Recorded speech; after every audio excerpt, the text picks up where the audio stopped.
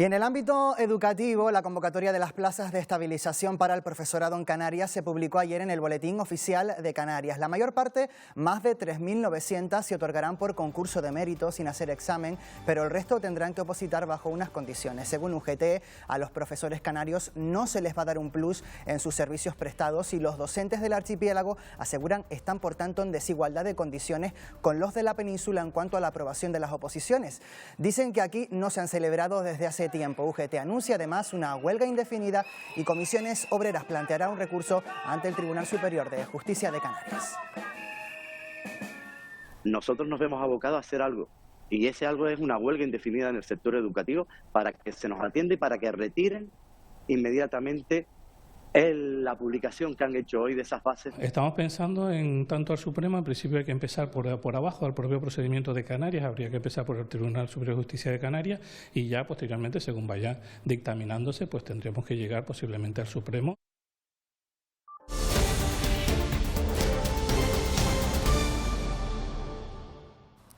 Continuamos con nuestra ronda de entrevistas a los portavoces de los grupos parlamentarios aquí en Canarias. Ya saben que en el Parlamento se están tramitando las cuentas del archipiélago para el próximo año. Ya nos acompaña aquí en plató Vidina Espino, que es la portavoz adjunta del Grupo Parlamentario Mixto. ¿Qué tal? Buenos días. Muy buenos días, Antonio. Bueno, usted votó a favor de las enmiendas a la totalidad de Coalición Canaria y Partido Popular. Durante el debate de esas cuentas señaló usted que la rebaja fiscal planteada por el Gobierno, y dijo literalmente, es una estafa. ¿Por qué?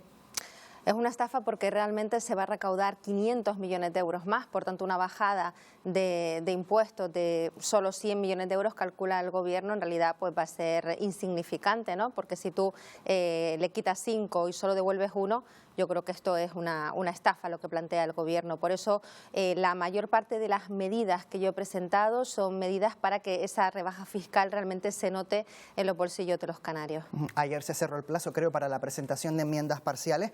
¿Cuántas enmiendas va a presentar y, a su juicio, cuál es la más importante, la más destacada?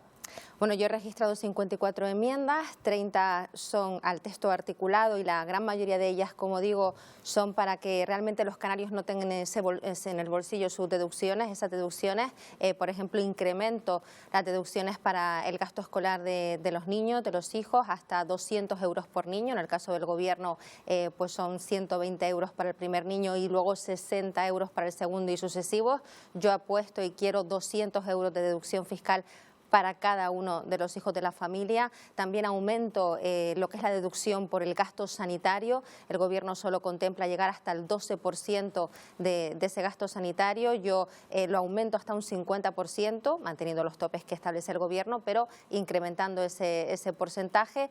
Y sobre todo pues son medidas encaminadas a que se note realmente ese alivio fiscal, también para desempleados, para mayores de 65 años.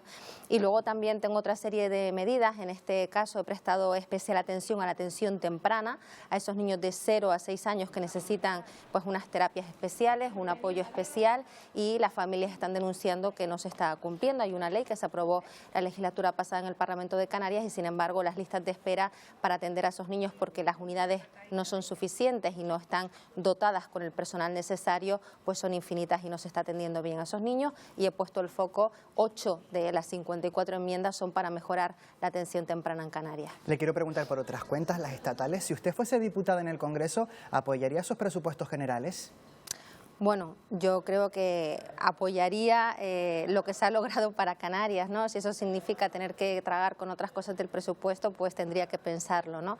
Porque está claro que yo considero que el Gobierno de España no está haciendo bien las cosas en materia económica. Es verdad que se han conseguido partidas importantes para Canarias y en ese caso sí que lo apoyaría, para conseguir, por ejemplo, esa gratuidad en las guaguas, esos 100 millones para la reconstrucción de la isla de La Palma, o que también se baje el IRPF en la isla de La Palma, 2 millones de euros más, como ha conseguido también Coalición Canaria, para becas, para formación profesional. Son partidas importantes que se han conseguido para Canarias y entonces quizás también lo habría apoyado con la nariz tapada, pero había apoyado esos presupuestos por esas cosas buenas que se han conseguido para Canarias. Esta legislatura ha sido usted muy crítica con la consejera de Derechos Sociales, sobre todo por la atención a la dependencia. Noemí Santana se defiende asegurando, por ejemplo, que el Observatorio de la Dependencia cree que al ritmo actual Canarias acabará con la histórica lista de espera antes de 2024. ¿En qué falla, a su juicio, la gestión de la consejera?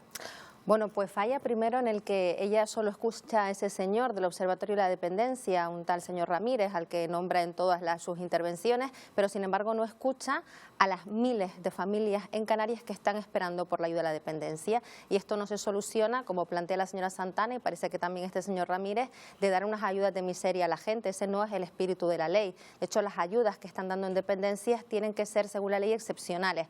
Lo que hay que dar son servicios, atención en el domicilio, centros de día, centros residenciales, y eso es lo que no ha habido en toda la legislatura, por una falta, pues por una incompetencia evidente de esa consejería.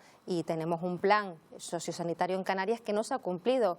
¿Conoce usted alguna residencia, algún centro de día que se haya inaugurado en Canarias en esta legislatura? Ninguno. Solo conocemos una primera piedra que se puso en la isla de Lanzarote, y allí sigue esa primera piedra muerta de risa, porque no se ha ejecutado el plan de infraestructura sanitaria de Canarias, se recorta año tras año en ese plan, y por tanto esa atención que realmente necesitan esas personas no se está ofreciendo a la familia, solo pues esta ayuda de miseria. Y claro, ¿qué va a hacer una familia en esa situación desesperada cuando se le dice no, o coges esta ayuda o tienes que esperar 2, 3 años o no se sabe cuánto a una plaza? Pues va a coger esa ayuda porque no le queda otra opción, pero las propias cuidadoras, los propios familiares aseguran que están horrorizadas por cómo se están produciendo esas altas en dependencia, las altas que se producen, porque lo que no cuenta la consejera es que en Canarias mueren cada día 20 personas, siguen esperando por la dependencia sin recibirla. El pasado mes de octubre murieron 500 personas en Canarias, según los datos del IMSERSO, esperando por la ayuda a la dependencia. Le quiero preguntar también sobre la situación de los mayores abandonados en los hospitales canarios. Usted ha dicho que el gobierno debe buscar una solución urgente. Ya sabe que una residencia de mayores no se construye de la noche a la mañana. ¿Qué solución urgente propone usted? Efectivamente, había que empezar a trabajar desde el inicio de la legislatura. Si no se han construido residencias en toda la legislatura, lo mismo ha pasado con la vivienda pública. Han seguido aumentando los demandantes, más de 20.000 personas esperando por una vivienda pública. En el caso de las residencias, pues ejecutar el plan sociosanitario de Canarias, que no se ha hecho nada, y habrá que optar también por los conciertos. Los propios médicos son los que están lanzando un SOS. Yo visitaba pues hace unas semanas el hospital materno-infantil, que es el complejo insular de Gran Canaria. Preguntaba a los profesionales cuál es el problema más importante que tienen en el hospital y me decían que son esos mayores que están ocupando esas camas a los que no pueden atender, porque hay gente que no está enferma, que ya tiene el alta y que ni siquiera pueden sacar para que les dé el aire y la luz del sol, sino que se pasan allí meses encerrados. Eso no es el trato que tampoco queremos para nuestros mayores, y sin embargo faltan camas para poder hacer operaciones, para poder atender a quien sí necesita una atención sanitaria. Por tanto, como no han cumplido con el plan sociosanitario de Canarias, habrá que recurrir a los conciertos, como están reclamando desde el sector sanitario, porque la situación es insostenible. Hablando de sanidad, le quiero preguntar por el caso Mascarillas. ¿Cree usted que las comisiones de investigación en los parlamentos son útiles si la causa ya está en los tribunales? Yo creo que hay muchas cuestiones de ese caso Mascarilla que se desconocen, ¿no? No sabemos por qué tardó tanto, por ejemplo, en actuar el Departamento de Hacienda una vez que recibió la comunicación de Sanidad de que había que intentar recuperar ese dinero. No tardaron días ni semanas, tardaron meses en reaccionar. O hemos sabido por un informe de la Audiencia de Cuentas, que también ya está en la Fiscalía, que este caso Mascarillas puede ser la punta del iceberg, que hay 40 millones de euros que se compraron, que se gastaron en material sanitario y que no fueron aprobados por el Consejo de Gobierno, o cómo existen, por ejemplo, en el Hospital de la Candelaria 6 millones de mascarillas que no se pueden utilizar porque no sirven, y también fue un dinero que se gastó. O quién tomaba las decisiones. No existen actas, es que esto me parece gravísimo. No existen actas del Comité de Crisis de la Pandemia, donde estaba el vicepresidente del Gobierno y el presidente Torres. ¿Quién tomaba las decisiones? ¿Quién decidía cuántas mascarillas se compraban, a qué empresas, por qué dinero? Eso no se sabe. Es que el juez ha preguntado por las actas y las actas no existen. Por tanto, por ejemplo, que no existan actas no es un delito, pero sí tiene una responsabilidad política. Y ese tipo de cuestiones las tenemos que ver en una comisión de investigación. Por eso yo la he apoyado en el Parlamento, porque además sabemos los tiempos de la justicia y yo creo que los canarios merecen saber la verdad de lo que ha pasado con ese dinero, pues antes y con la mayor transparencia posible. Según el último sociobarómetro realizado por la UNED en Canarias, el PSOE crecería, sacaría más escaños que en 2019, se consolidaría como primera fuerza, el Pacto de las Flores se podría reeditar. Usted defiende que el gobierno de las Flores lo está haciendo mal. ¿Por qué no se refleja eso entonces en la intención de voto? Bueno, hoy he salido en la prensa como los propios autores de ese sociobarómetro dudan de sus propias proyecciones, de esa propia encuesta y de esos resultados electorales. Mire, este sociobarómetro es un encargo hecho, en este caso concreto, por la vicepresidencia del Gobierno, por Román Rodríguez, al que fue su sociólogo de cabecera durante toda la vida, ¿no?, de Nueva Canarias. Y lo que están dando son resultados que favorecen precisamente a Nueva Canarias.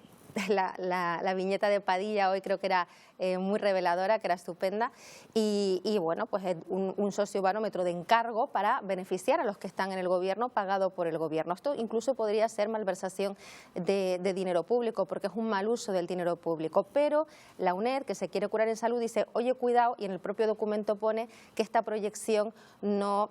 Bueno, es por cómo hemos proyectado, pero si hubiésemos utilizado otras herramientas de la cocina, ¿no?, que llaman los sociólogos, el resultado habría sido probablemente distinto. Por tanto, tiene la misma credibilidad este sociobarómetro que los que hace Tesanos con el CIS, ¿no? Yo creo que no tiene ninguna credibilidad, y más cuando uno está en la calle, habla con la gente. Le resumo, un taxista me decía el otro día, le comentaba, oye, las encuestas dicen que el PSOE pues, se mantiene o que se mejora Nueva Canarias. Y me decía el taxista, eso es lo que ellos quieren que tú creas, porque lo que yo escucho en el taxi es muy diferente. Y una última cuestión muy breve, porque estamos fuera de tiempo.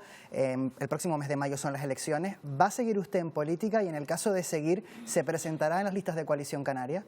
Pues una pregunta que todavía no tengo respuesta. Yo lo que estoy es trabajando desde el inicio de la legislatura por ser la voz en el Parlamento de Canarias de esas personas que no tienen voz, de esas personas desempleadas que buscan un empleo, de los que están esperando por una vivienda pública que tampoco se ha dado un solo piso en toda la legislatura, de esas familias que no llegan a final de mes, de las que están pendientes de la atención temprana de sus hijos, de los que están en la lista de espera sanitaria, que ha aumentado en un 7%.